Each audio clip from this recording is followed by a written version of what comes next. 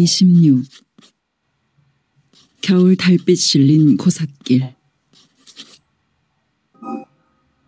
안창민의 어머니 신씨는 햇볕이 가득한 마루에 쪼그리고 앉아 있었다.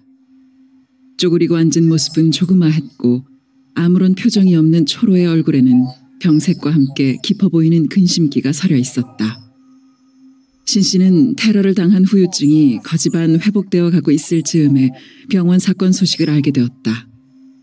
아들이 다리에 총을 맞고 병원에 숨어 있었다는 것도, 아들을 치료해준 죄로 원장과 이지숙 선생이 잡혀 들어갔다는 것도 신씨에게는 테러를 당한 것보다 더 심한 마음의 병이 되었다. 아들이 피했다니까 그나마 다행이지만 다리에 총을 맞은 몸으로 산생활을 할 아들 걱정으로 신씨는 다시 알아눕고 말았다. 눈만 붙이면 외다리에 아들이 나타나거나 죽은 아들을 만나게 되는 것이었다. 신씨는 아들을 만나고 싶은 안타까움과 만날 수 없는 고통을 병으로 알았다. 끓었다 식었다 하는 열에 시달리면서 신씨는 그저 나무 관세음 보살만 염하였다. 그러면서 마음은 깊고 깊은 산골짜기들을 지향 없이 헤매고 있었다. 산은 언제나 자비로워 무슨 죄든 짖고 쫓기는 죄인을 다 보듬어 피난을 시켜주었다. 그러나 머리카락 검은 짐승은 끝까지 배겨내지 못하고 산을 벗어나 화를 만나는 것이었다.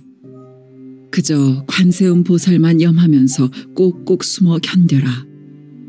신씨의 마음은 그 말을 당부하면서 산 골짜기 골짜기를 헤매고 있었다. 아들을 걱정하는 마음 한편에는 원장과 이지숙 선생에 대한 염려가 떠나지 않고 있었다. 고마움과 죄스러움이 생각할수록 가슴 저리게 했다. 물질로 갚아지는 것이 아닌 고마움은 어찌하는 도리가 없더라도 죄스러움에 대한 자기 몫을 감당하기 위해서라도 신씨는 하루라도 빨리 몸을 일으키려고 애썼던 것이다. 재판을 받게까지 되었다는데 그 뒷바라지는 의당 자신의 몫이었던 것이다. 사나흘 전부터 열의 오르내림이 없어지면서 한기도 토지지 않았다. 기운을 얻으려고 밥도 일삼아 먹었다. 뼈마디에 저리고 시림이 점차 물러나 앉으며 몸에 기운이 돌기 시작했다. 바람끝이 맵싸한 것이 별로 달갑지 않았지만 맑고 깨끗한 햇살에 이끌려 마루로 나앉은 것이었다. 신씨는 이지숙을 생각하고 있었다. 선생 이지숙이 아니라 여자 이지숙을 바라보고 있는 것이다. 방서방이 전하는 말을 들으면 재판에 넘겨지기 전에 벌써 말 못할 고초를 당한 모양이었다. 뭐다 사랑해서 헛일로 낙착되어서 빨갱이 죄는 면이었다는구먼요. 얼마나 다행스러운 일인지 모르겠구먼이라. 고상은 끝이 있어 참말로 잘된 일이구먼요. 방서방은 그런 좋은 소식을 전하게 된 것까지도 기쁨인 듯 연방 벙글거리며 말했었다. 신씨는 이지숙이 빨갱이 죄를 면했다는 것도, 시무룩한 얼굴로 드나들던 방서방이 오랜만에 웃음 짓는 것도 기쁨이 아닐 수 없었다. 그러나 그 기쁨은 이내 식고 말았다. 모두 사랑해서 한 일. 그 말 앞에는 이지숙 선생이 여자 이지숙으로 바뀌어 있었던 것이다. 신씨는 여자 이지숙을 의식하는 순간 가슴이 메는 슬픔을 느꼈다. 진작 그런 눈치를 못 챈 것은 아니지만 여자의 몸으로 남들 앞에 그런 발설을 했다는 것은 이미 한 남자에게 일생을 바칠 각오가 되었다는 뜻이었다. 신씨는 아들의 평탄하지 못할 앞길과 함께 그런 아들을 사랑하는 이지숙한테서 가엾고 안쓰러운 한 여자의 일생을 보았던 것이다. 어쩌면 신씨는 이지숙의 모습에서 자신을 보고 있는지도 몰랐다. 이제 이지숙이를 놓고 며느리감으로서 적합 여부를 따질 단계가 아님을 신씨는 너무나 잘 알고 있었다. 이지숙은 아들을 무사히 도망시킨 은인이었고 그 죄로 갇히기까지 했다. 이지숙은 당당히 남편을 얻은 것이고 자신은 이지숙을 며느리로 맞아들일 것을 신씨는 이미 마음속으로 정하고 있었다. 마음을 정하게 되자 안쓰러움과 가엾음은 한결 진하게 가슴을 메우는 것이었다. 아짐씨, 바람끝이 매운 뒤 감기 들리면 어쩌시려고 이리 나와 계신가요? 대문을 들어서던 방서방이 놀란 듯한 목소리로 말했다. 그러나 방서방의 얼굴에는 반가워하는 기색이 역연했다. 마루에 나앉을 만큼 기운을 차렸다는 것이 방서방으로서는 반갑지 않을 수가 없었다. 뭐 하려고 또 오시는가? 신씨는 망연하게 던지고 있던 눈길을 모으며 희미하게 웃었다. 냉풍 오래 쏘면 해로울 것인디요. 방서방이 작은 보퉁이를 마루 끝에 놓으며 걱정스레 말했다. 나온 지 얼마 안 되네. 안 써. 신씨는 흐트러지지도 않은 치맛귀를 여미며 작게 웅크린 몸을 약간 꼼지락거렸다. 요, 자축에다가 갈치 속젓으로 무친 배추 속이구마이라. 물만 하던디 죽 식기 전에 얼른 잠드시시죠. 이 시끌시끌한 시국에 귀한 자선 어찌 또 구했는고. 너무 애쓰지 말소. 나가 옹색시럽네. 아따, 용색시럽기는 무엇이가 옹색시러라. 우리가 입고 있는 음덕에 비하면 요런 것이 무신 애쓰는 것이가 아니라. 그러고 시국이 시끌시끌한 것은 사람찌리의 일이라 잦은 잣대로 장에 나온 게 쉽게 구하는구만요. 방서방은 둥실둥실하게 생긴 무던한 얼굴에 웃음을 담아가며 이야기했다. 방서방 한 사람이 고상이제. 자축에 손가는 음식이니 맹글어보낸 가실댁 정성을 생각해서라도 한술 떠야지. 신씨는 두 손을 무릎에 받치고 힘겹게 몸을 일으켰다. 방서방은 위태위태한 기분으로 신씨의 거동을 지켜보며 저 마음씨고운 만화님이 아들 땀새 진래 무슨 일 당하겠다. 속으로 혀를 차고 있었다. 신씨가 몸을 제대로 가누기를 기다려 방서방은 방문을 열었다. 네, 무슨 일 없제? 신씨는 문지방을 넘어서며 물었다. 방서방이 올 때마다 묻는 똑같은 물음이었다. 야, 술도 가진 일 말고는 별일 없구마이라. 그래, 그 일은 어찌 돼가는고? 아직 무슨 변동이 없이 그러고 있구먼요. 조사가 덜 끝났다고 하더마이라. 인자라도 정사장이 나서서 풀어주라고 해야 할 것인데 불쌍한 사람들한테서 소작 뺏었으면 됐지. 죄거정 살리겠다고 해서는 안 될 일이지. 사람이 천년만년 사는 것이 아닌지 정사장도 욕심 쬐끔 줄이고 너무 가심에 못 치는 일 아니었으는디. 신씨는 중얼거리듯 말하며 아랫목 요 위에 더디게 앉았다. 그 낮은 어조에는 걱정스러움이 배어 있었다. 방서방은 요 밑에 손부터 넣어보았다. 방 공기에서 별로 온기를 느낄 수 없었던 대로 방바닥은 미지근했다. 수저거정 다 챙겨왔으니까 드시고 계시오. 지는 나가서 군불 잠대고 오겠구만요. 심드는디 그만두시게. 난 추워. 심은 무슨 심이 들어라.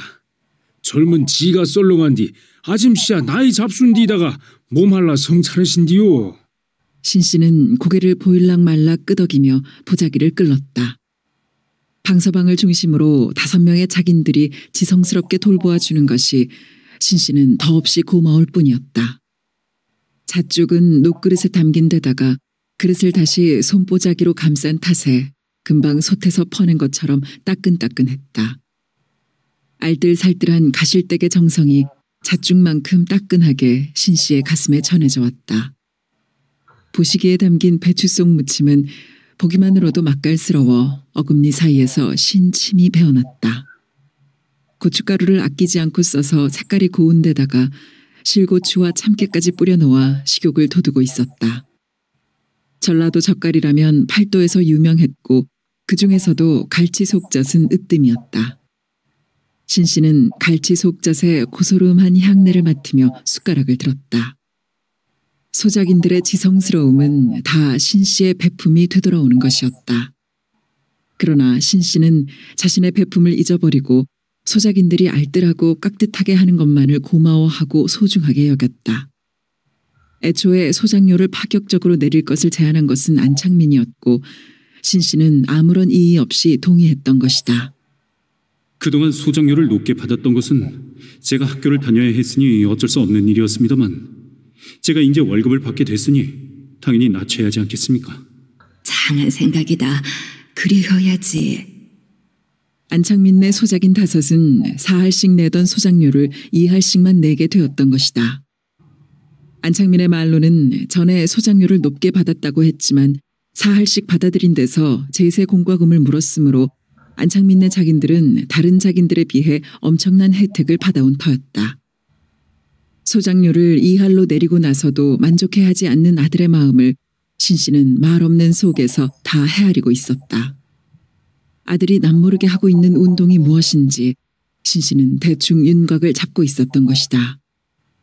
언젠가 아들은 소작료를 안 받는 것만이 아니라 농지의 소유권까지 소작인들에게 넘겨주자고 하리라는 것을 신씨는 예측하고 있었다. 그 시기는 아마 아들이 하는 일을 남들에게 숨길 필요가 없게 될 때일 것임도 짐작하고 있었다. 그런 날이 오면 신씨는 또 아들의 의견을 따를 마음이었다. 그건 아들이 하는 운동을 이해해서도 아니었고 동조해서도 아니었다. 부처님의 말씀으로 마음을 채우고 사는 신씨로서는 재물에 별다른 애착이 없었다. 신씨는 그 먼 날의 인연 이후 부처님의 말씀의 바다에서 2발 다 빼본 일이 한시도 없었다. 조금 기둘리면 방이 뜨셔질 거구먼요. 방서방이 윗목에 무릎을 꿇고 앉았다. 애썼네. 편히 안 깨나. 야, 어쩌신게라. 짐씨가 잡수실만 하신게라? 어이, 만나네. 그래 이리 잣죽을 다 묵은 거 아닌가. 가실댁에 워낙에 손끝이 매시러운 사람이제. 그 멍청이가 뭐. 어쨌거나 아짐씨가 많이 드신 걸 본께로 지 마음이 아주 좋구만이라. 방서방은 잣죽 그릇이 거의 다 비워진 것이 그렇게 좋을 수가 없었다. 방서방, 장날이 언젠가? 이틀... 아이구만요. 바로 내일인디요? 내일 장에 쌀을 다 냈으면 하는데 자네가 손이 나겠는가? 하모이라. 김서방, 임서방 불러서 후딱 해치워 뿔지라. 근데 인자 시한이 시작인디 어째서 쌀을 다 내실라고. 방서방은 신씨의 눈치를 살피며 어렵게 묻고 있었다. 자기네들이 바치는 소작료가 손바닥 들여다보듯 환해서 앞으로 1년을 살아내자면 쌀이 별로 여축이 없음을 알고 있었다. 더구나 안창민의 벌이도 없어진 형편이었다. 광고할 일은 아니고 방서방이 알아서 안 될 일도 아니시. 우리 창민이 살린이라고 병원 원장님이 그 고초를 당하고 계신디 나가 어째 손 묶고 앉아있어 오겠는가. 기동을 할 수 있게 됐은께 내임 닿는 뒤까지는 뒤수발을 혀야지. 그렇구마이라. 원장님이나 이 선상님이나 간호부나 다 고마운 사람들이지라. 방서방은 크게 고개를 끄덕였다. 내일 아침 일찍허니 냈으면 싶으네. 시세가 쓰자면 오정 때나 돼야 할 것인디요. 기나게 쓸 돈인디 한 푼이라도 더 받아야지라. 마음이 급한께 오기는 일찍 오시게. 그리 허겁구먼요. 그러고 지금 가는 길에 복림 김범우 선생님 찾아뵈었고 나가 잠 만났으면 하더라고 전할란가? 하모이라. 김 선상님이 안 계시면 안어른한테 전해도 되제라. 안어른? 아니요. 그리우면 맘 쓰인께. 알겠구먼요. 한행보 더 얻으락도 김 선상님을 꼭 만나야겠구만요. 방서방이 시원스럽게 말했다. 그려, 고맙네. 참말로 아줌씨도 무슨 말씀을. 오래 있었는데 인자 가보시게. 야, 바로 김 선장님 댁에 가겠구만요. 방서방은 빈 보퉁이를 들고 일어났다. 방서방은 빠른 걸음으로 고사틀 걸으며 안창민을 생각하고 있었다. 크지 않은 체구에 비해 통이 크고 그다지 잘생겼다고 할 수 없는 인물에 비해 세상이치 모르는 것 없이 똑똑한 사람이었다. 나라에서는 죄인 취급을 할 망정 자기네 소작인들한테는 더없이 고맙고 존경스러운 사람이었다. 안창민의 속 깊음도 깊음이었지만 그 어머니 신씨의 한량없는 마음 넓음도 눈물겹게 고마울 따름이었다. 그분은 펄쩍 뛰는 것이었지만 자긴들의 입에서는 저절로 생불 소리가 나오지 않을 수 없었다. 아저씨들은 우리 집 종이 아닙니다. 그러니까 마님이니 마나님인지 하지 말고 그냥 아주머니라고 불러요. 마나님을 아짐씨로 바꿔 부르며 자꾸만 더듬거렸던 것은 입버릇이 재빨리 고쳐지지 않기도 해서였지만 그보다는 꼭 죄를 짓는 것 같은 황송함 탓이었다. 자기네들을 스스럼 없이 아저씨라고 불러주는 안창민의 그 과분한 사람 대접은 소장료를 내려주는 것만큼이나 고마운 일이었다. 자기네가 신신의 소작을 붙이고 있음을 자긴들 모두는 천복을 받은 것이라 여기고 있었다. 방서방은 김버문의 작인 방찬돌의 친동생이었다. 자기네 형제가 복이 많아 인심 좋은 주인을 만났음을 방서방은 항시 마음에 새기고 있었다. 그 겸손하고자 하는 마음 한구석에는 형에게 으스대고 싶은 유혹이 간지림처럼 스멀거리고 있었다. 김사영 어른네가 아무리 인심 후하다고 소문이 나 있지만 소문이 안 난 신신의 인심에는 비할 바가 아니었던 것이다. 병원 사건이 일어난 다음부터 방서방은 청년단에 몸담고 있는 조카 만복이를 뻔질나게 찾아다녔다. 그 사건에 관련된 것이면 무엇이나 속 바르고 정확하고 자세하게 알기를 원하는 신씨를 위해서는 그 방법밖에 없었다. 작은아버지, 행여 그쪽 세포 노릇은 아니겠지라? 이놈아! 주둥이 찢기기 전에 닥쳐라! 은혜 갚음이라고 얼마나 더 말아야 쓰겄냐? 조금 삐딱했다가는 작은아버지나 나나 절단납게 하는 말이죠라.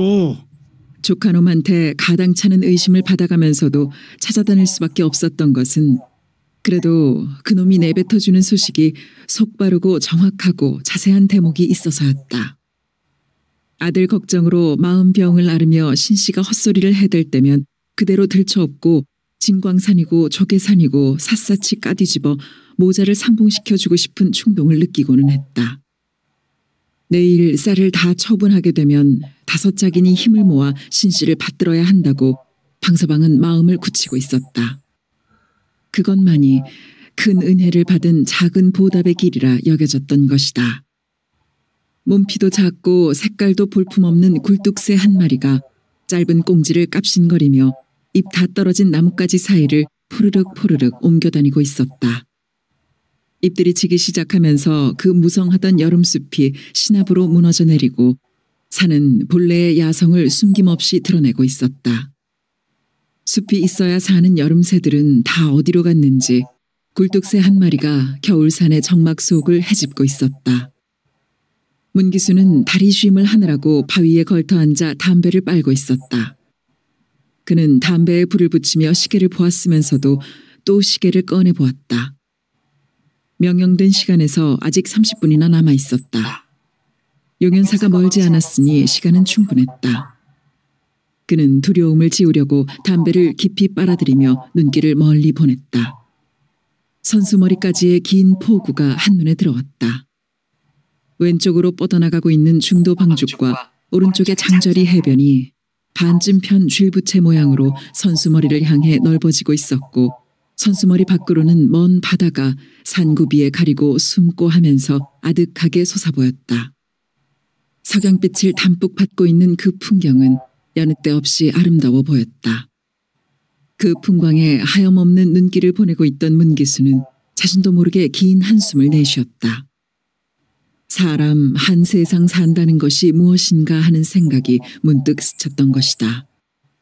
그는 자신의 생각에 놀라며 또 시계를 꺼내보았다. 시간은 미처 5분도 지나지 않고 있었다. 그런 생각이 떠오르는 것은 마음이 흔들리고 있는 탓이었다. 그동안 그는 자신을 나무라기도 했고 설득하기도 했고 욕하기도 했다. 그러나 한번 균열을 일으키기 시작한 또 다른 자기를 원상태로 돌려놓기란 그다지 쉽지가 않았다. 그는 그런 자신을 미워하고 비난했다. 염상진을 향하여 비겁해지고 싶지가 않았고 더구나 배신할 생각은 추호도 없었다. 그러면서도 상황 전개에 따라 조금씩 자신감을 잃어가고 있었다. 그는 염상진이 읍내를 장악했을 때 그야말로 꿈꾸던 세상이 실현되었음에 전율하고 환호했었다. 그런데 읍내를 그렇게 쉽게 장악했던 것처럼 또 그렇게 쉽게 퇴진하고 말았다. 처음의 쉬움이 염상진에 대한 영적 신뢰였다면 다음의 쉬움은 패자적 실망이었다. 문동무는 노출되지 마시오. 염상진은 그 서리빨 같은 위세를 떨치면서도 속으로는 패배를 예측하고 있었던 것인가. 아마 그렇지는 않았을 것이다. 주도 면밀한 염상진은 만일의 사태에 대비해서 자신을 은폐시켰을 것이다. 조직의 비밀은 철저해서 1차의 경찰 검거를 무사히 넘겼고 2차의 토벌대 검거도 무사히 넘겼고 이제 3차의 계엄군 하에 놓이게 된 것이다. 염상진이 자신을 그처럼 철저하게 은폐시켰던 것은 이런 상황 하에서 활동시키려는 목적이었을 것이다. 그것을 알면서도 그는 자신을 에워싸고 있는 상황에 눌려 오금을 펼 수가 없었다. 강동식이가 명령을 전했을 때는 얼렁뚱땅 넘길 수 있었다. 그런데 바로 그 일로 하여 염상진 대장은 최후의 명령을 내린 것이었다. 최후의 명령을 거역하면 어떻게 될 것인지는 생각조차 할 필요가 없었다. 혁명의 적으로 판단하면 가차없는 처단 명령을 내리는 것이 염상진이었다. 그런데 읍내 상황은 처음에 명령을 비켜섰던 때보다 한층 나빠져 있었다. 토벌 때보다 배가 많은 계엄군이 주둔하고 있는 데다가 계엄군은 토벌 때처럼 엉성하지가 않았다. 그렇다고 최후의 명령을 거역할 수는 없었다. 문기수는 대장 염상진을 만나 확답을 듣고 싶은 마음이 간절했다. 문동무, 참고 기다리시오. 혁명 성취의 날은 곧 올 것이오. 염상진의 굵고 믿음직스러운 목소리로 이런 말을 직접 들으면 마음의 금이 메워질지 모를 일이었다. 문기수는 용연사에 불공을 들이러 가는 것처럼 보자기에 쌀 한 되박을 싸들고 집을 나섰던 것이다. 신사 자리에 M1 고지가 설치된 위험 상황인데 대장이 용연사까지 접근했을 리가 없다고 생각하면서도 혹시나 하는 기대감이 없지도 않았다. 문기수는 시계를 꺼내보고 천천히 몸을 일으켰다. 명령 시간 15분 전이었다. 보통 걸음으로 올라가면 시간이 제대로 맞을 것 같았다. 문기수는 용연사를 먼 발치로 돌았다. 부용산 7부 능선 움푹한 터에 자리 잡은 용연사는 벌써 산그늘이 덮여 햇빛 한 줄기 없었다. 잘그랑거리며 울리는 맑은 풍경 소리가 절의 위치를 알리고 있었다. 문기수는 콧속으로 물씬 풍겨드는 향내음을 맡았다. 풍경 소리를 듣거나 단청을 보면 을에 맡아지는 환향이었다. 미륵불은 절 뒤로 더 올라가 바위들이 덩이를 이루고 있는 곳에 있었다. 문기수는 다시 시계를 꺼내보려다가 그만두었다. 그 지점에서 시계를 본다는 것이 혹시 누구의 눈에라도 띄어 이상스럽게 여겨질지도 모른다는 생각이 스쳐갔던 것이다. 자신은 어디까지나 미륵불을 찾아 소원을 빌러가는 불교 신도여야 했다. 그는 걸으면서 숲이 없는 것이 신경에 거슬렸다. 말아준 소나기에서 땀이 배어났다. 미륵불로 오르는 자연석 계단 앞에 다다른 문기수는 고개를 치켜들었다. 어디에도 인적은 없었다. 잔잔한 웃음을 머금은 미륵불만이 커다란 돌덩이들을 거느리고 서 있었다. 빠르게 좌우를 살폈다. 그의 이적은 산의 정막만 끼쳐왔다. 먼 안갯빛처럼 흐린 어둠살이 산 그림자 속에 섞이고 있었다. 그는 돌계단을 느린 걸음으로 밟아올랐다. 계단은 모두 7개였다. 계단을 다 올라서자 미륵불은 올려다보아야 하게 가까워져 있었다. 그는 다시 좌우를 살폈다. 문동무, 시간 영축 없이 마치니라고 수고였어. 문기수는 소스라치게 놀랐다. 그 숨죽인 목소리는 어디서 들려오는지 알 수 없었다. 그는 질정 없이 좌우를 두리번거렸다. 사람의 모습은 보이지 않았다. 문동무, 시키는 대로 하시오. 미륵불에 대고 절을 험시로 나아가 하는 말 똑똑하니 들으시오. 목소리는 왼쪽 바위 뒤에서 들려오고 있었다. 누구요? 얼굴이나 내미시오. 문기수도 숨죽여 빠르게 말했다. 볼 필요 없소. 미행이 있을란지 모르는 게 싸게 절을 험시로 내 말을 들으시오. 요것은 다 대장님 명령이오. 문기수는 하는 수 없이 쌀보자기를 미륵불 앞에 놓고 느린 동작으로 절을 하기 시작했다. 목소리로 보아 대장은 분명하니었고 목소리만으로는 그가 누구인지 전혀 짐작이 가지 않았다. 이지숙의 존재가 그렇고 어젯밤에 늙은 여자 존재가 그렇듯이 바위 뒤에 몸을 감추고 있는 사람도 아는 얼굴이 아니라 전혀 엉뚱한 사람인지도 몰랐다. 조직의 철저성을 다시 느끼며 행여라도 대장을 만나게 될지도 모른다는 기대를 걸었던 자신의 어리석음을 그는 뒤늦게 깨닫고 있었다. 이것은 최후의 명령이다. 똑똑하니 듣고 철저하게 책임 완수여라. 존댓말이 헤라로 바뀌어 있었다. 두 번째의 절을 시작하려고 두 팔을 높이 들어올린 문기수의 전신을 찬바람이 휘감았다. 읍내에 세포 조직망을 구축해라. 첫째, 청년단에 세포를 심어라. 둘째, 계엄군을 포섭해라. 계엄군 중에는 사상적 동지가 분명 있을 것인께 접촉해서 찾아내라. 셋째, 문동무에 중지된 정보 활동을 적극적으로 전개해라. 잠시 말이 끊겼다. 그 명령이 염상진의 명령임을 의심할 여지가 없었다. 목소리가 다른데도 대장의 어투를 그대로 느낄 수 있었다. 이것은 최후의 명령이다. 문기수는 땅바닥에 이마를 박고 한참이나 엎드려 있었다. 더 이상 아무 소리도 들리지 않았다. 산의 정막만이 그를 에워싸고 있었다. 철새들의 바쁜 날갯짓에 쫓기듯 해는 남쪽으로 기울어 서산 너머로 젠걸음질을 했다. 그럴수록 북쪽 하늘은 갈매빛으로 시리고 높아갔다. 아침이면 어김없이 서리가 뽀얗게 내려있고는 했다. 집단이나 대나무 잎에 돋은 예리한 서리발들은 언제 닥칠지 모를 강추위를 물고 있었다. 추워질수록 행렬의 길이가 길어지던 기러기 때는 어느덧 광목 한 필의 길이보다 더 긴 행렬을 이루며 포구의 창공을 무시로 날았다.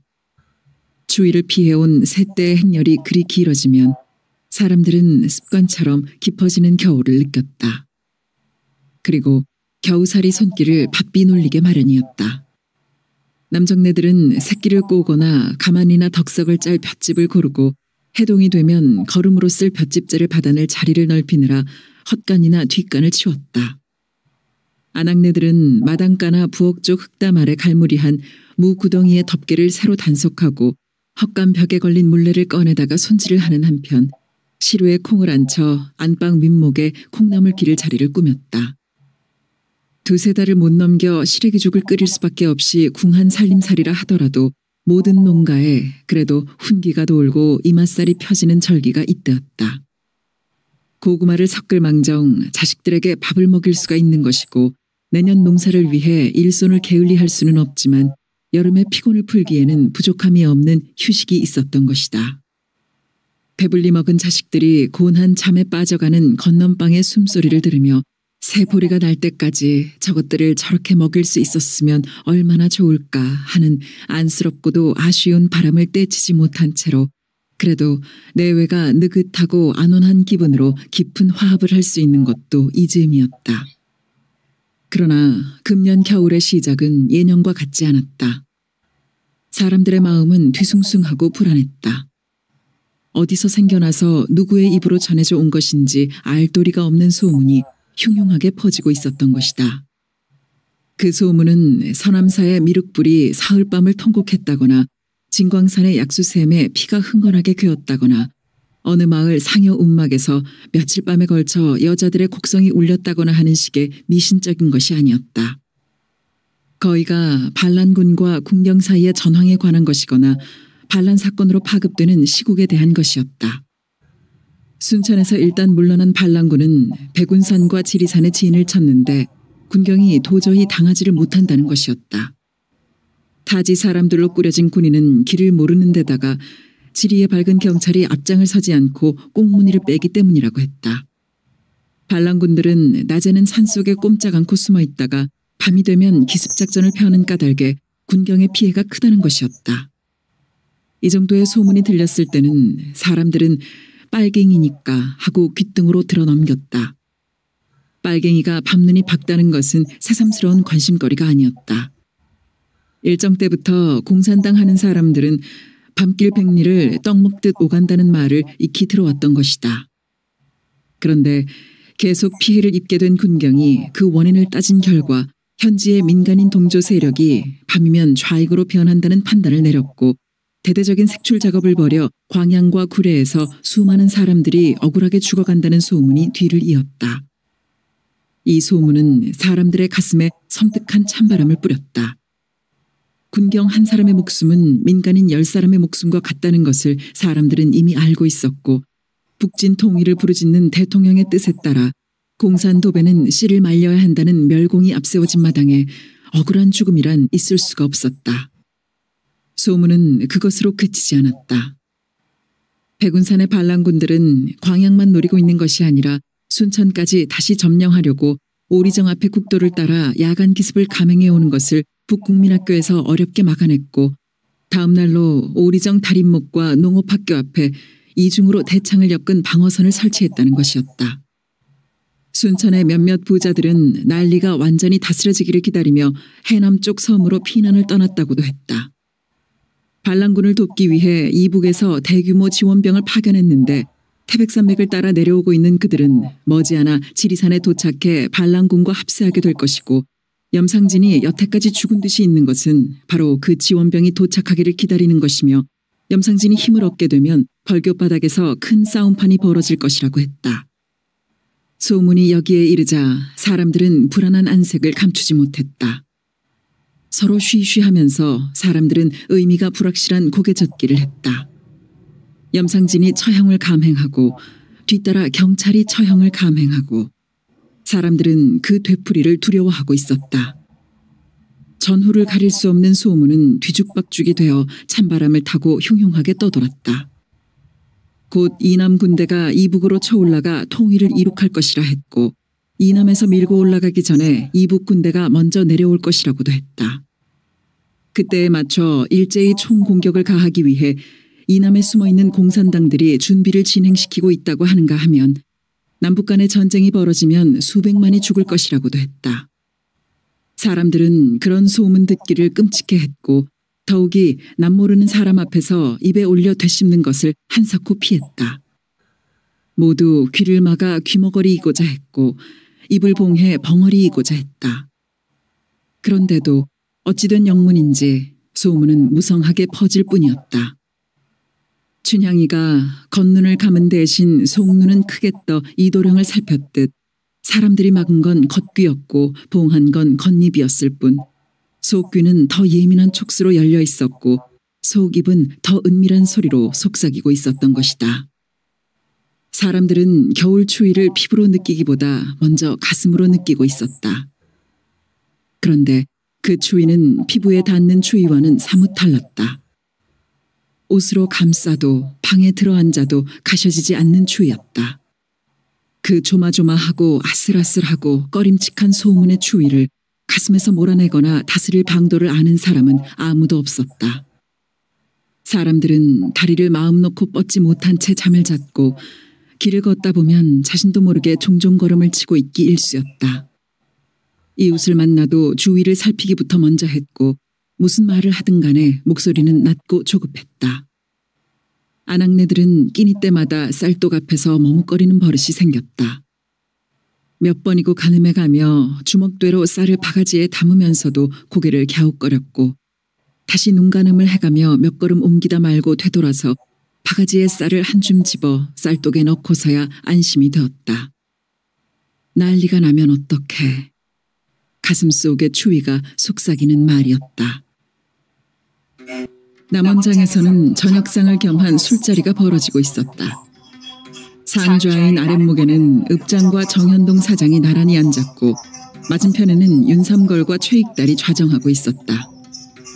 네 사람의 좌측으로는 서로 예쁜 꼬치기를 다툼하듯 야하게 분칠을 한 기생 넷이 자리를 잡고 있었다. 이 물오리고기는 특별히 장만시킨 것이기에 많이들 드십시다. 겨울 보시네야 이것 당할 게 없다고 안 그럽니까? 술자리를 마련한 정 사장이 헛웃음을 치며 좌중을 둘러보았다. 산에는 산삼, 바다에는 해삼 어딨기? 겨울 보신으로야 산에는 꿩이요, 바다에는 물오리 아니든가요? 윤삼거리가 유식한 문자라도 쓰듯 거드름을 피우며 말하고는 요 괴기가 물이 어쩐가 모르겠다. 그는 빠끔하게 뜬 눈으로 일삼아 아가씨들을 살펴나갔다. 엄마, 회장님도 무슨 말씀을 그리 섭하게 오시는지 모르겠겁니다.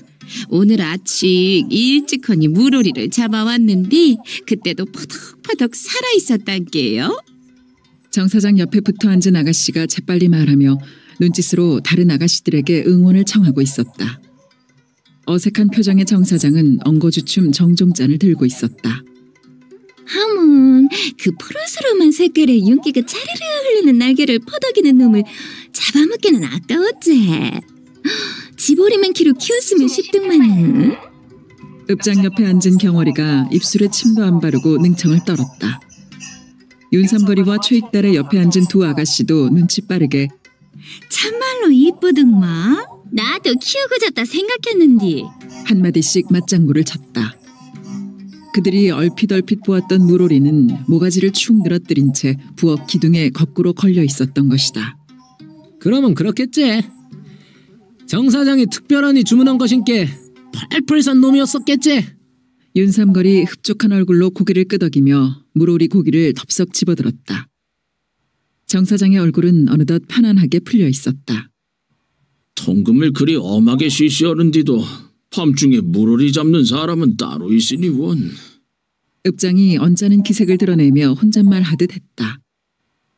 물오리 사냥에서 읍내의 경비 소호를 간파해내는 읍장다운 면모였다. 읍장의 말이 자신에게로 겨누어진 화살인가 싶어 멈칫했던 정 사장은 그것이 심재모를 향해 날아가야 한다고 순간적으로 판단했다. 그거 10번 100번 맞는 말씀입니다. 우리가 아무리 겨울보신을 하자 해도 물오리가 줄 한 쌍에 오르지 못해야 정상이지요. 그런데 말하기가 무섭게 척척 올라오는 형편이니 문제는 문제지요. 정 사장은 심재모를 향해 시위를 당겼다. 성질 같아서는 더 직설적으로 말을 해버리고 싶었지만 계집아이들까지 끼어있는 자리여서 말을 타독였다. 목구멍이 포도청이라고. 물오리 사냥꾼 놈들이야 겨울 한철 목 빠지게 기돌리고 사는 놈들인께 통금이고 뭐시고 무서울 것이 있겠는가요? 윤삼거리 물오리 고기를 우물거리며 아무러면 어떠냐 하는 투로 말했다. 열 포교가 한도둑 못 지킨다고 했는데 군인들이 지 아무리 통금을 단속한다 해도 그 넓디나 넓은 선수머리 갯가를 싸돌아다니는 사람까지 어쩌겠소? 그저 읍내 안통에만 빨갱이 을진대지 못하게 하면 될 일 아니겠소? 최익다리가 심재모를 향해 날아가는 화살마기로 나서듯 눈치 없이 말하고 있었다. 정 사장은 그 둔하고 주책 없음에 혀를 찼다. 글쎄요, 그렇기도 합니다만. 읍장이 석연찮게 말꼬리를 흐렸다. 빨갱이 놈들이 선수머리 갯바밭에서 꽹매기를 치든 진광산 골짜기에서 징을 쳐대면서 지랄 발광을 하든 어쨌거나 읍내 안통만 철통같이 지켜줘서 우리가 편안 잠자게 해주면 될 일 아닌가요? 최익달은 읍장의 석연찮아 하는 기분을 돌려놓기라도 하려는 듯 말에 힘을 넣고 있었다. 정 사장으로서는 최익다리가 멋모르고 화살마기로 나서고 있는 것을 더 이상 용납할 수가 없었다. 읍장의 말에 따라 아주 자연스럽게 심재모를 향해 화살을 쏘아댈 기회를 잡았는데 최익달의 주책으로 망칠 수는 없었다. 아까운 돈 써가며 술자리를 마련한 목적 중에 하나가 그것이기도 했다. 최 사장 말도 틀린 말은 아니요. 하나, 읍내 안통만 통금이 지켜지고 안통을 둘러싸고 있는 사방팔방 모든 동네가 지멋대로 통금을 안 지켜 이 빨갱이 놈들이 활개치게 되면 안통이라고 두 다리 뻗고 자질 것 같아요? 안통이 편언 잠자자면 멀리 변두리부터 철저하게 단속을 해야 하는 법이요. 지금 시국이 어떤 시국이고 빨갱이가 노리는 목숨이 어떤 목숨인데 최 사장은 그리 태평시란 말을 하시오. 정 사장은 일부러 검지손가락을 꼿꼿이 세워 자신의 목을 찌르는 신용을 해보였다. 그 효과는 최익달이 엉겁결에 목을 쓰다듬는 것으로 금방 나타났다. 정 사장 말이 맞소. 물오리 객에 만난 것은 만난 것이고 통금법을 지켜야 하는 것은 지켜야 함께 엄하게 다스리는 것이 이치에 맞소. 입가에 묻은 기름기를 손등으로 썩썩 문지르며 윤삼거리 진하게 동의를 표하고 나섰다. 읍장은 느리게 고개를 끄덕이고 있었고 최익달은 아직 목에서 손을 떼지 않은 채였다. 이건 심재모가 전적으로 책임져야 할 문제요. 우리 목숨이 어디 둘씩이요 셋씩이요? 정 사장은 심재모의 심장을 향해 활을 있는 힘껏 당겼다. 그 말이 났으니 말인디 그 심이라는 사람 어떻소? 윤삼거리 고개를 삐딱하게 틀고는 딱히 누구에게 묻는 것이 아닌 말을 던졌다. 그 젊은 대장 얼마나 큰 사고 멋지다거라. 윤삼거리 옆에 앉은 춘매가 눈마저 가느스름하게 뜨며 날름 말을 받았다. 방정 맞은 것. 어른들 말씀하시는데 어디다 돌을 달고. 정 사장은 혀를 차대며 춘매에게 고약스런 눈길을 보내고 있었다. 손으로 입을 가린 춘매는 겁실린 눈을 동그랗게 뜨고 있었다. 소문이야 그럴싸하게 났던디 그 소문이란 것이야 터볼 때가 원체 못되게 굴었으니까 쉽게 얻은 인심이라 치고 그 사람이 쓸만한지 어쩐지는 앞으로 두고 볼 일 아니겠소. 진돗개 맨키로 빨갱이 잘 때려잡고 눈치 싸게 우리 편 들어가면서 일하면 누님 좋고 내부 좋고 할 것이고. 최익다리가 된소리로 입맛을 다시며 민기적 자리를 고쳐 앉았다. 읍장이 두어 번 헛기침을 했고 정 사장은 무슨 말로 심재모를 물어뜯을까 생각하며 정종잔을 홀짝 비웠다. 앞으로 두고 볼 것이나 뭐 있겠소? 마침 정 사장 일이 걸린 판인께 그 늦자고 없는 놈들한테 얼마나 맵고 짜게 벌을 내리느냐에 따라 결정될 것 아니겠소? 윤삼거리 정 사장을 쳐다보며 대답을 요구하고 있었다. 정 사장은 고개부터 젓는 것으로 심재모를 구석으로 몰아대기 시작했다. 윤 회장이나 최 사장도 내 꼬라지 나기 전에 정신 똑똑하니 차려야할 것이요. 언제 자기 놈들이 들고 일어날지 모를 일이고 죄진 놈들한테 내 속 벌릴 만치 벌 주기도 힘들게 되었으니까. 정 사장은 윤삼거리와 최익달의 긴장된 눈길을 의식하면서도 술잔을 천천히 기울여 뜸을 들이고는 어쨌거나 윤 회장이나 최 사장은 나 같은 꼴 되기 전에 정신들 바싹 차리시오. 정 사장은 변죽만 올리고 입을 닫았다. 정 사장 그 일이 꿰이는 모양인디 탁 터놓고 말을 해보시오. 윤삼거리가 의분을 느낀다는 듯 언성을 높였고 아이 우리 찔이 못할 소리가 뭐 있겠소. 정 사장 일이 우리 일이나 똑같은디. 아이 어째 일이 잘 안 풀리요 시방? 최익달도 목을 쑥 빼내는 관심을 보였다.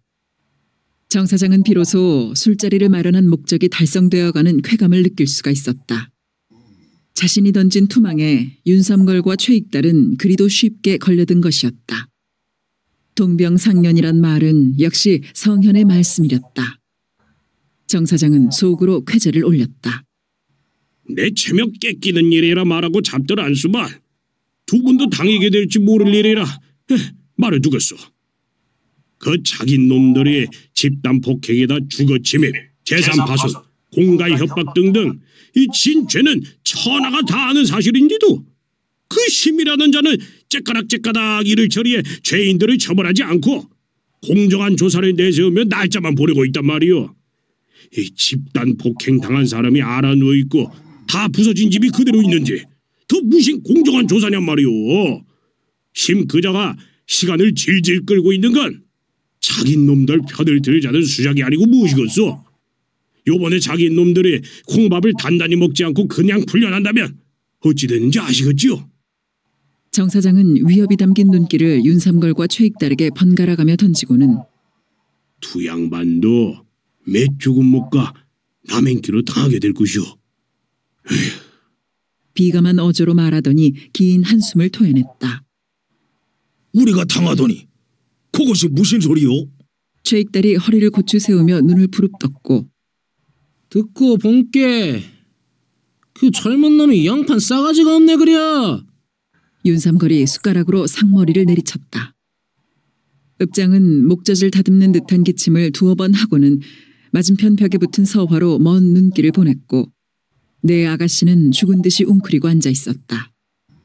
읍장님 면전에서 차마 허기 거북한 머리긴 하지만도 지금 읍내에서 심의 권력을 덮을 사람이 누구 있어? 심은 아나무인인 권력을 쥐고 있으니 어떤 일이든 지멋대로 처리할 위험이 크요. 요번 내 집 사건도 자긴들 편을 들어 경찰서에 며칠 더 가둬뒀다가 어물어물 풀어줄란지도 모를 일이요. 만약 그리 되면 어떤 사태가 벌어질지 아시겠소? 그때는 나 혼자 당하는 문제가 아니라 여기 앉아 계신 윤 회장, 최 사장, 그리고 읍내지주 모두가 당하게 될 사태가 터질 것이오.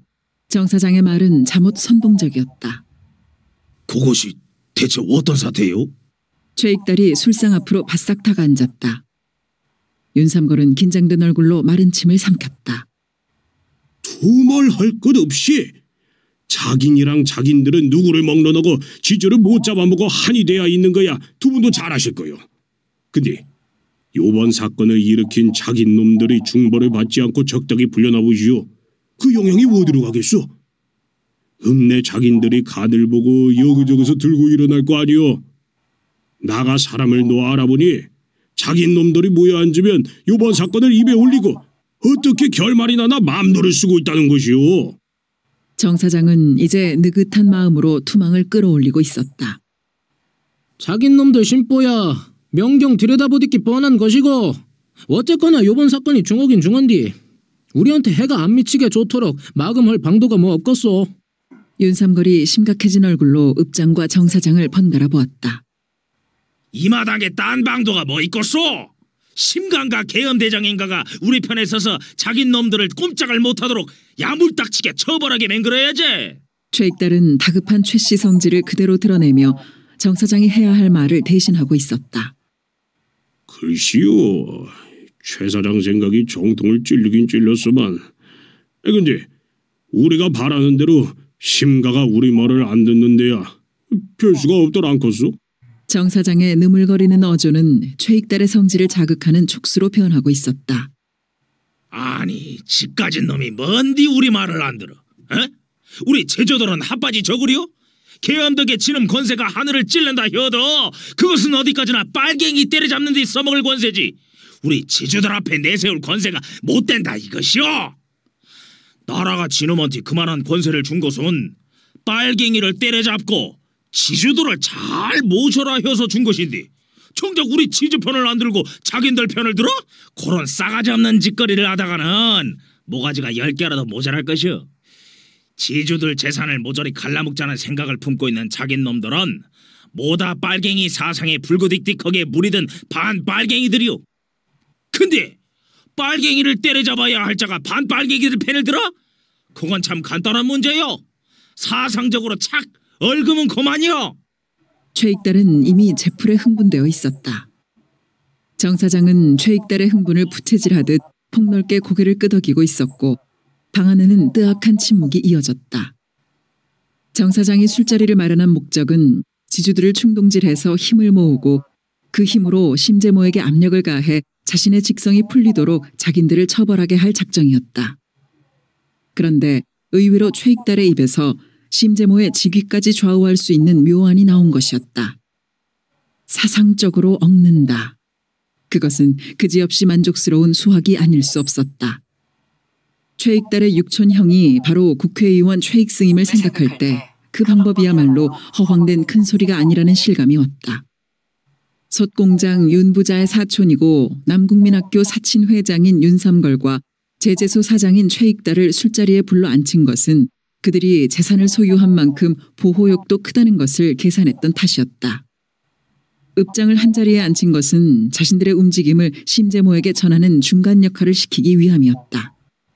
에이, 요거 오랜만에 기분 좋게 한잔 하려고 한 것인데 이야기 어찌 요상하게 돌아가 기분들 망치 돌아났나 모르겠소. 정 사장이 좌중을 둘러보며 능글맞게 말했다. 기분을 망치다니요. 정 사장 덕에 아주 중대한 문제의 뜻을 모은 것 아니겠소.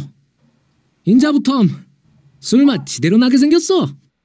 윤삼걸이 손바닥으로 입을 야무지게 훔쳤다. 그래 이년들아 고다는 보리자루 맹키로 뚱하니 앉아있지들 말고 술 좀 만나게 쳐라. 최익달이 기분을 돋우듯 큰 소리를 지르며 옆에 앉은 아가씨의 어깨죽지를 치고는 어쨌거나 지주는 지주들끼리 똘똘 뭉치는 놀이밖에 없어. 열한 빌어먹을 시상이 어찌 돼갈라고 쌍것들이 날치고 지랄 발광인디 시상이 지대로 되려면 일정 때 맹키로 꼼짝달싹 못하게 마구잡이로 두들기 패서 다스려야 하는 것이오. 근데 해방이다, 자유다, 민주주의다 새 날아가는 소리가 퍼져살게 아이고 싼 것들이 허파에 바람 들고 간땡이가 부어올라 위아래 몰라보고 설레발치는 것 아니겠소? 짐승하고 싼 것들은 몽둥이 찜질로 다스리는 길밖에 없으니까 나라에서 민주주의고 지랄이고 다 때려치우고 일정 때 법을 그대로 시행해야 할 것이오. 시상이 요런 판세로 돌아가다가는 언제 빨갱이 시상으로 엎어질지 모른게. 최익달은 목덜미까지 벌겋도록 열이 올라 있었다. 그래도 이승만 대통령이 우리한테는 상감이요. 그 양반이 국부로 앉아 계시니 우리 지켜주는 시상 이만치 끌고 가지. 딴 사람이 정권 잡았으면 어떤 세상이 닥쳤을지 모를 일이오. 윤삼걸이 자신의 말을 재삼 확인하듯 술잔을 내려다보며 고개를 끄덕였다. 윤 회장은 하나는 알고 둘은 모르는 말을 허쉬어그려. 이 대통령이 참말로 우리 편에 섰다면야 어째서 우리 한민당이 원하는 분을 국무총리 자리에 앉히지 않았느냐 그 말이오. 길짐승 날짐승 꺼정 다 아는 일이지만 우리 한민당 없는 이 대통령이 어디 있겠소. 근데도 우리 한민당의 힘을 합쳐 대통령 자리에 모셔놓게 정작 국무총리를 정하는 마당에서는 한민당을 외면해 뿌렸소. 문제는 바로 여기에 있어. 우리 한민당이 국회고 정부고 다 틀어지고 흔들었어야 토지개혁이니 뭐니 하는 개 잡소리가 안 나왔을 것인데 방구가 잦으면 뭐가 나오더라고. 토지개혁 문제가 요리 시끄럽다 보면 언제 덜컥 법이 통과될란지 모를 일이다 그 말이오. 토지개혁법이 통과되는 날에는 우리들 신세가 어찌 되겠소. 총리 자리를 놓고 얼굴을 싹 바꿔딛기 이 대통령이 언제 토지개혁법을 통과시키게 할란지 모를 일이다 그 말이오. 최익달은 정견 발표라도 하듯 목청을 돋우고 있었다. 자, 정치 얘기는 그만두고 술이나 한 잔씩 나누고 헤어지도록 합시다. 통금 시간도 얼마 안 남았거니. 읍장이 공직자답게 분위기를 바꾸고 나섰다. 윤삼걸은 무슨 말인가를 하려다가 중지당한 언짢음을 풀려는지 정종잔을 단숨에 비웠고 장 사장은 만족스러운 기분으로 옆에 앉은 아가씨의 치마를 들춰 손을 디밀고 있었다. 술이 한숨배 돌았지만 술좌석의 흥은 돋아오르지 않았다. 상위의 온갖 음식들도 이미 식거나 헤집어져 술자리의 고비는 진작 넘어가 있었다. 그렇다고 정 사장은 새 술상을 봐오라고 할 마음은 추호도 없었다. 그는 추월이의 허벅지 탄력을 손바닥으로 만끽하고 있는 참이었다. 윤부잔의 자긴 네 사람은 오늘 밤에도 유동수의 아랫방에 모여 앉았다. 약속을 한 것도 아니었고 무슨 볼일이 있어서도 아니었다. 저녁밥을 먹고 나서 누가 먼저라고 할 것 없이 한 사람씩 어슬렁거리며 유동순의 사립을 들어섰고 그러다 보면 네 사람은 마주 앉아 뭐 묵자껏 있다고 밤마동 마시럴 도우냐고 서로를 핀잔하며 희멀건하게 웃고는 했다. 그 말은 자신들이 집을 나설 때 뒤통수에 부딪혀오던 마누라의 투정이었다. 사실 밤마다 모여 앉아 하는 일이라고는 아무것도 없었다. 그렇게 모여 앉아 있을수록 일거리만 쌓여간다는 것을 그들 자신이 너무나 잘 알고 있었다. 그러나 일거리가 손에 잡히지를 않았다. 까닭 모르게 마음이 소란스럽고 들뜨고 흔들리는 것이었다. 애써서 일손을 잡았다가도 마음이 들썩거려 방문을 박찰 수밖에 없고는 했다. 그들 네 사람이 또아리를 틀듯 마음이 엮어진 것은 같은 자기네 처지여서만은 아니었다.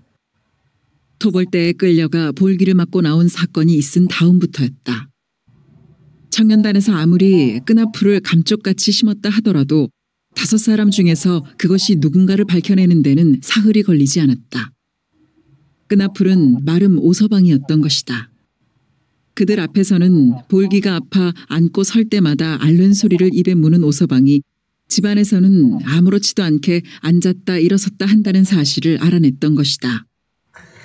서인출, 김종현, 유동수, 장칠복 네 사람은 마침내 서로의 볼기를 까보여 멍자국을 확인한 다음 서로 간에 가졌던 의심과 경계심을 풀고 오서방을 범인으로 확정했다.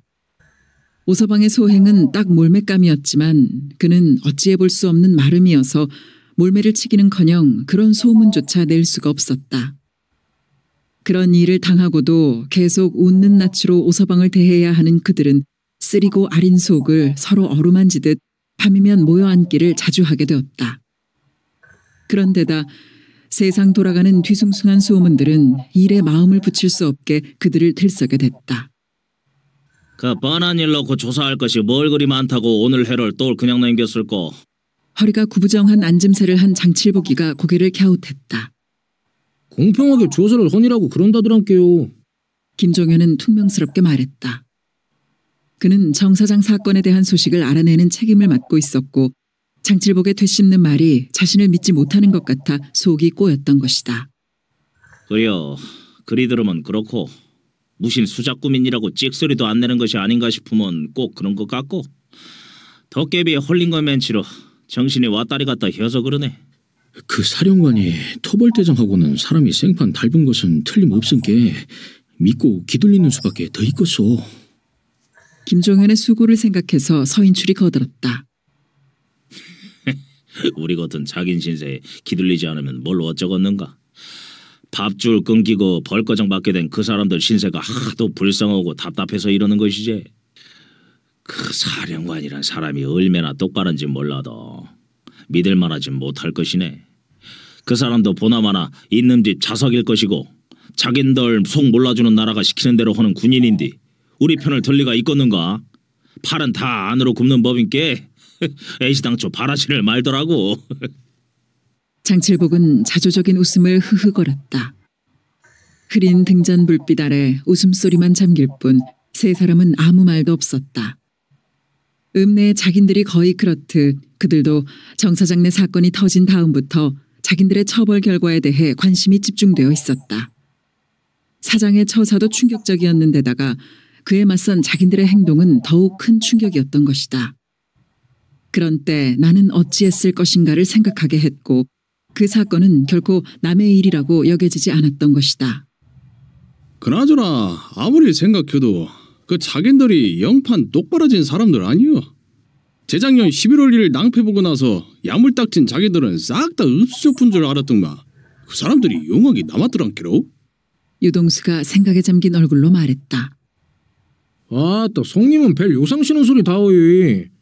걔도 밥그릇 뺏으면 주인이고 모시고 물고 댐빈다는디 사람이 집 앞통 뺏기고 가만히 있겠소. 이판사판 당연한 것이제라. 김종현이 화를 내듯하는 말투로 내질렀다. 니도 그런 걸 당하면 그리 용거머니 댐빌 자신이 있다 그것이요? 장칠복이 비웃듯이 말했다. 아니 성님은 또 무슨 매가리 빠지는 소리를 그려요? 하면 성님은 두 손끝 맺고 당하고만 있겠다 그 말이요? 김종현은 이제 정색을 하고 있었다. 아이씨 그저 그런 꼴 안 당하기를 바라야지. 정작 당해불면 어쩔 것이오. 홧김에 사랑 몇 방 치고 집구석 두들겨 부시고 봤자 남는 것은 철창신세 아니겠어? 아 그것이야 허나만한 소리 아니오. 그러고 그 사람들이 술도 가집 써온 일이 어찌 홧김에만 한 일이겠어. 자기도 권리 찾자고 한 일이지. 김종현은 야무지게 공박하고 들었다. 권리? 그것이 다 원님 행차 떠난 뒤에 나팔이지. 권리라는 것이 찾는다고 찾아지는 것이더냐? 일정 때나 해방이 되고 나서야 그리어서 찾아진 권리가 무엇이가 있냐? 그저 죽고 상하기만 했지. 장칠복이 쓰게 웃으며 코웃음을 쳤다. 성님 맹키로 말하자면 그간에 죽고 상한 사람들만 빙신이다 그것인디 그리라도 댐비고 싸우고 안 했으면은 지주놈들 행투는 어찌 되고 그나마 나라에서 농지개혁법인지 뭔지를 맹글란도 한다는 소리라도 나와줬을 것 같으요? 아이 그놈의 법도 맹그러져야 맹그러졌는갑다 어제. 지금으로서야 그 가망이 아시모록한 일이고 너나 나나 재작년 같은 때 죽지도 않고 그렇다고 빨갱이질로 나서지도 못하고 요리 앉아있음 싫어. 큰소리 칠 거 없다 그것이네. 장칠복은 김종현의 허점을 노리듯 이렇게 내질렀다. 그리 말해보면 나도 말이 맥히요.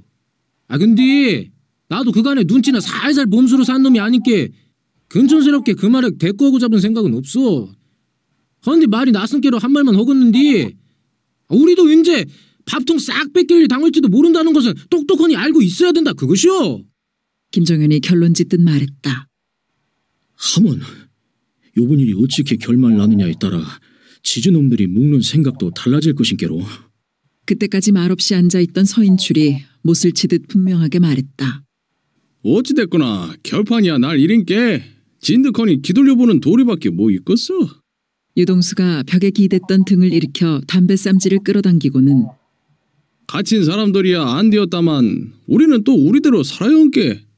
인자 답답한 이야 그만하고 종윤이니 간질간질하게 재미진 음담이나 한 자리 혀봐라. 발끝으로 김종현의 허벅지를 찔벅했다. 성님도 참 간질간질하긴 어디가 간질간질해라. 김종현이 물러나 앉으며 픽 웃었다.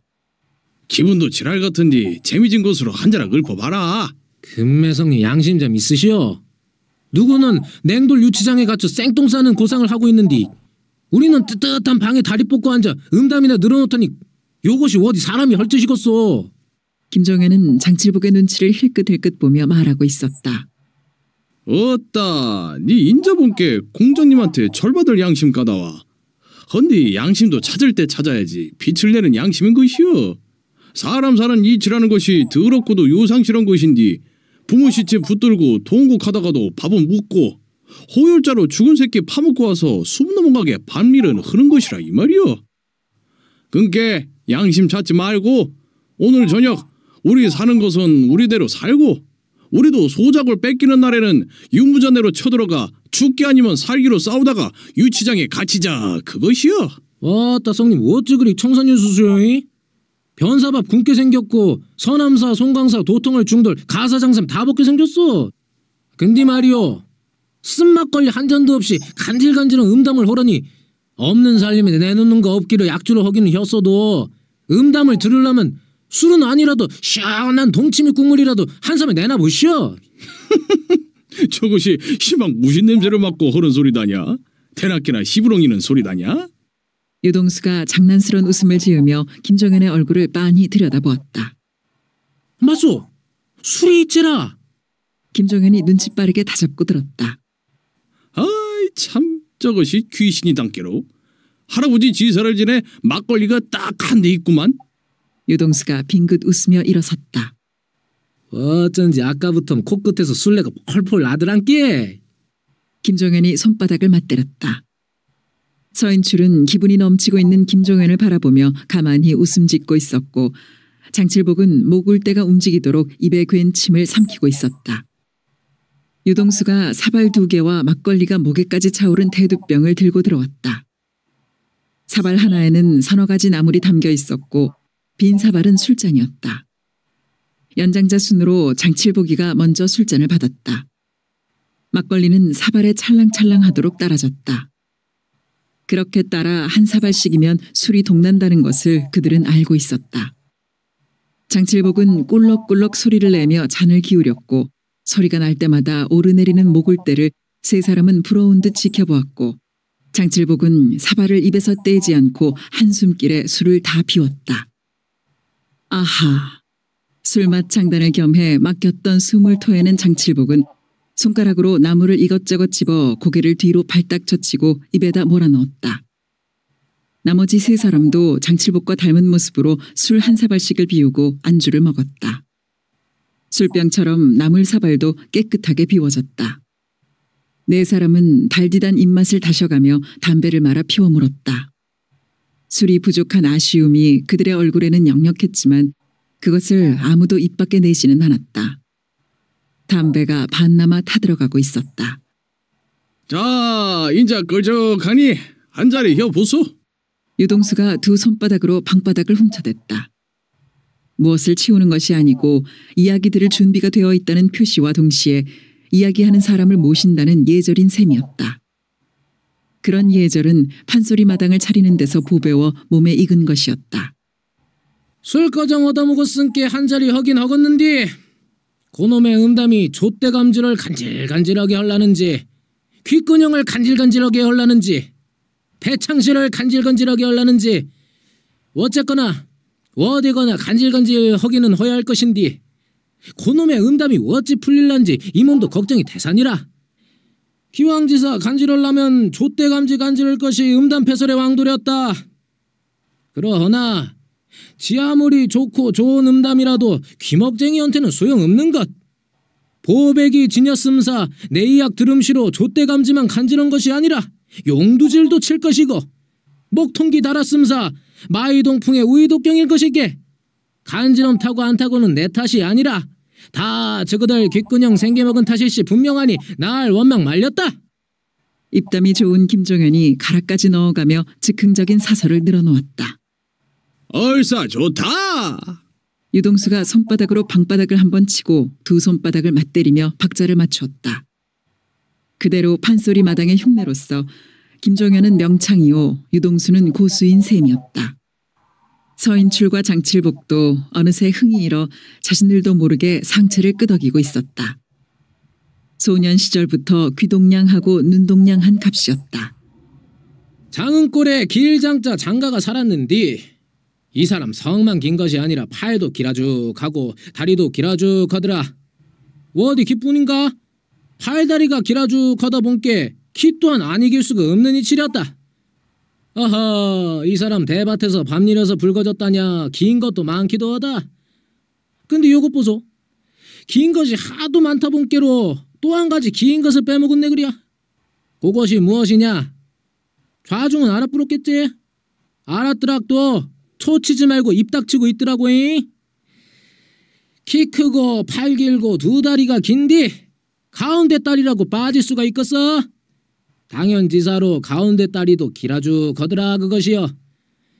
옛말에 키 크고 싱겁지 않은 놈 없고 팔다리 긴 인종치고 게을르지 않은 인종 없다고 했는디 그 말은 바로 이 길장자 장가를 두고 이런 말이겠다. 이 장가 게을르기가 온유월에 축 늘어진 말족골세였는지라 남정네 일거정 도매금으로 떠맡은 예편네 고상이 말로 다 할 수가 없는 지경이라. 헌디도 그 예편네 찍소리 한 번 내도 않고 그 고상 다 참고 견뎌내는디 하 그거 참 알다가도 모를 일이라. 허나 자고로 음양의 조아란 인간만사 형통이라 했으니 장가의 4대 육신 게을르기가 늘어진 온유월 말조시라 하였지만도 그 중에 부지런한 것이 딱 한 가지 있었겠다. 그것은 물을 것도 없이 가운데 딸이었단께로. 그것이 부지런하기가 장딱이 무석하고 기운이 시기가 개조시 성님할 펀이라. 고 눈도 코도 없는 것이 밤마동 군형을 찾니라고 사죽을 못 써대니 밝은 날 사지가 축 늘어지는 것이사 당연지사 아니겠는감. 그 옆에 내 찍소리 않고 고상 참아내는 것도 다 그런 야로였는디 하 요것 봐라. 하늘이 무너질 크나큰 병거가 터졌겠다. 그것이 무엇이냐? 장가의 길고 실온 물건이 군형 속에서 뚝 부러져 뿌러? 사람 물건이 뼈다구 둔 개조시간 뒤 뚝 부러지고 말고요? 그것이 아니라면 그러면 그 부지런하던 물건이 팔다리 맨키로 축 늘어져 게을러져 뿌렸을까? 음지를 앓는 것도 늦은 홍역을 앓는 것도 아닌디 무담시 물건이 게을러져? 그것이 무엇인고 하니 장가가 음내 기생 설매하고 군형을 맞춰뿐 것이었어. 음기가 승언 설매가 장가 물건이 좋다는 소문 듣고 살살 꼬디긴 것인데 지 가진 것이 좋으면 얼마나 좋으려고 반 믿고 반 못 믿는 마음으로 이부자리 깔고 군형을 맞춰본 설매년. 눈에서 불이 번쩍 입에서 쇠가 낼름. 워야 내 서방님 어디 있다 인자 왔소. 설매년이 코름을 울어대는디 장가는 정신이 지정신이 아니더라. 배라고 다 똑같은 배가 아니고 군형이라고 다 똑같은 군형이 아니라 호시가 좋기를 충풍에 흔들리는 나룻배요. 군형이 요수를 부려대는 뒤 4대 육신 6천마디가 쩌릿쩌릿 녹아내리는 판이라. 천국이 여그다냐 용궁이 여그다냐. 장가는 정신을 차릴 수가 없었더라 그것이야. 형국이 일이 되니 장가 예편내는 독수공방이라.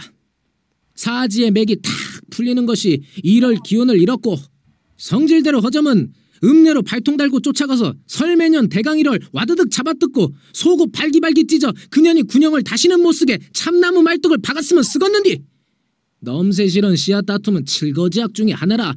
가심에 불화로를 안고 남정네 맘 돌리기만 기둘림수로 독수공방만 지켰니라. 헌디 아무리 기둘려도 남정네가 맘 돌릴 기색은 보이들 않고 슬쩍슬쩍 곡식을 퍼내들고 읍내걸음을 하는 것이 아니겠는가? 사람 뺏기는 것도 분하고 원통한 뒤 없는 살림에 곡신꺼적 뺏기다니 더 참고 있다가는 설매 근형 밑군형에 집안 살림꺼정 쓸어낼 판세라. 마음 독하게 묻고 남정네한테 눈치 뜨고 대들었겄다. 아이 근데 남정네 하는 말이 군형이라고 다 똑같은 군형이지 않은갑구만. 내 참 깝깝혀서. 이러고는 사정없이 떠다밀고 방문을 차고 나가 뿌렸겄다. 방구석에 처박혀 울다 본께 남정네가 내뱉은 말이 귓속에서 앵앵이는디 다 똑같은 군형 아니면 군형은 어떻게 생겼을꼬?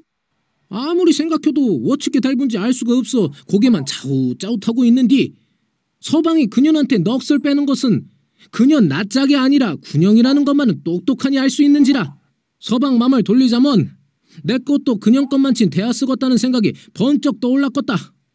아이 근데 그년 것이 어쩐지 알 방도가 있어야지.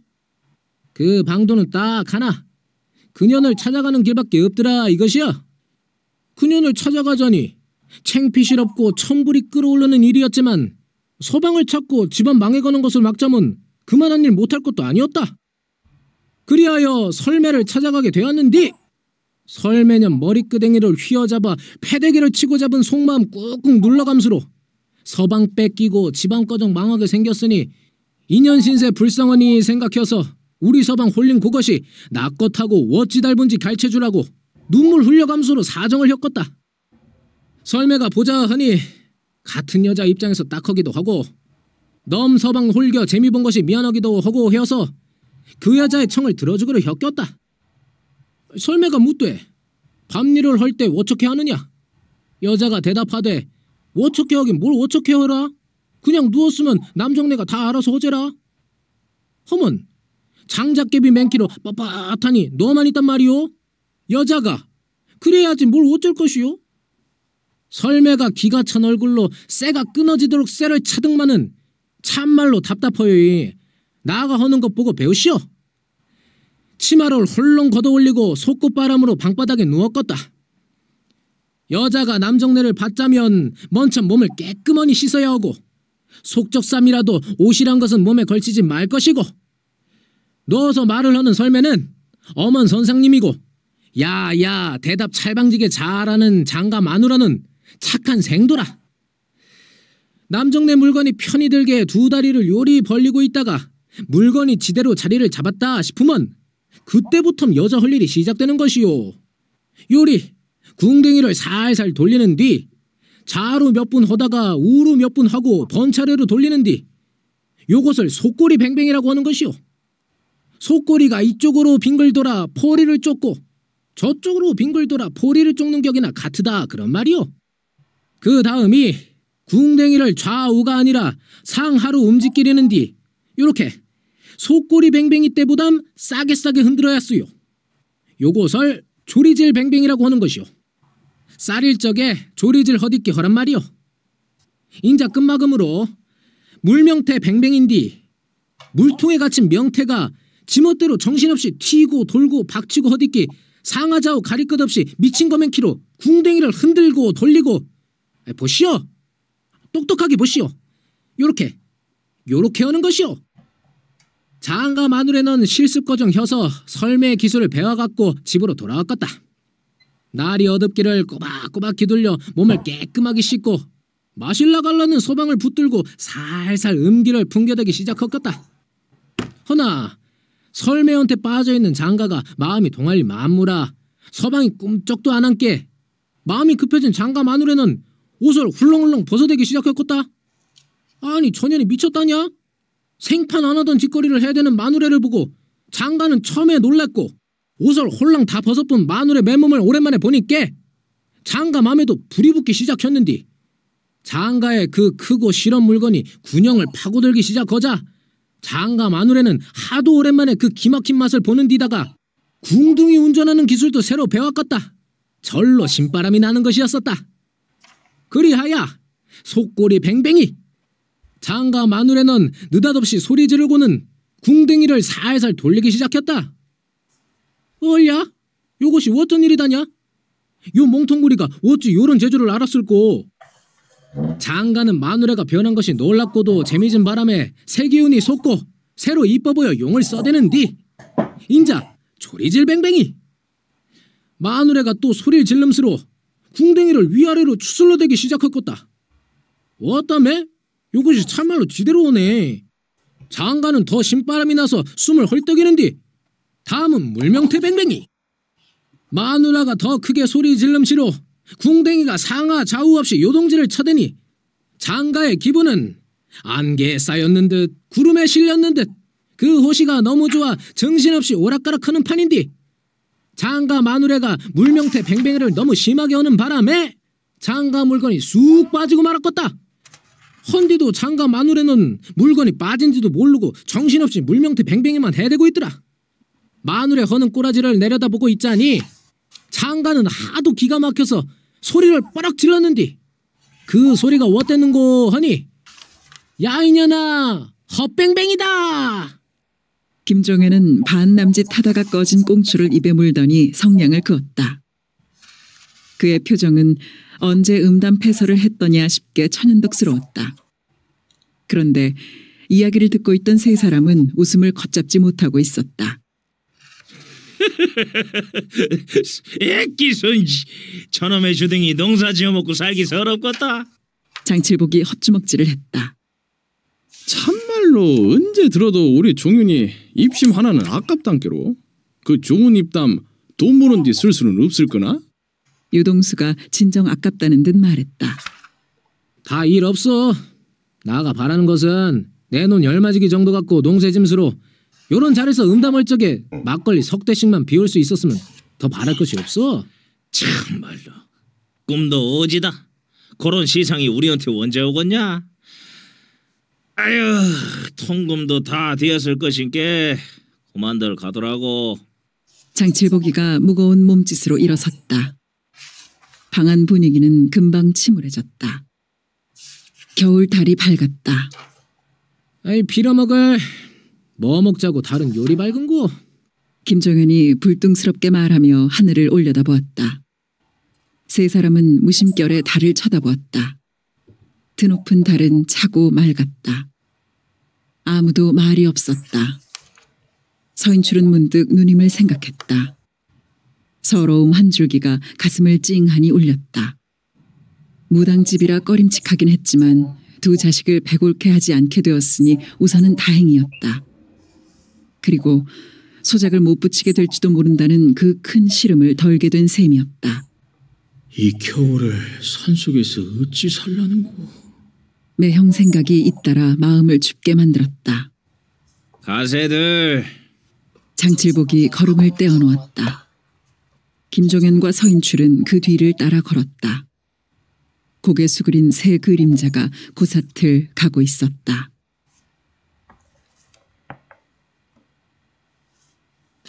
27. 우리의 국토를 양단시킴으로써 민족을 분열시켰다.